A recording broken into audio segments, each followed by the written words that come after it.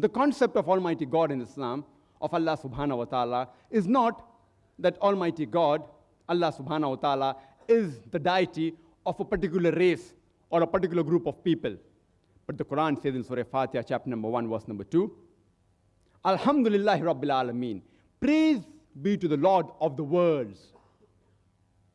Almighty God is referred as Rabbil Alameen, the Lord of the worlds. And in the last surah of the glorious Quran, that is Surah Nas, chapter 114, verse number 1, it says, Qul a'udhu bi Rabbil Nas. That say, I seek refuge with the Lord of humankind.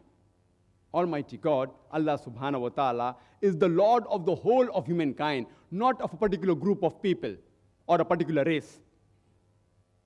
And there are various verses in the glorious Quran which begin by saying, Ya ayyuhan nas, O humankind. Ya ayyuhan nas, O humankind. Ya ayyuhan nas, O humankind.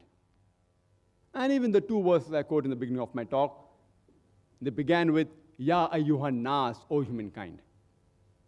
And the glorious Quran also says in Surah Baqarah, chapter number 2, verse number 168, Ya ayyuhan nas, O humankind, eat of what is on the earth, good and lawful for you, and follow not the footstep of the devil, for he is to you an avowed enemy.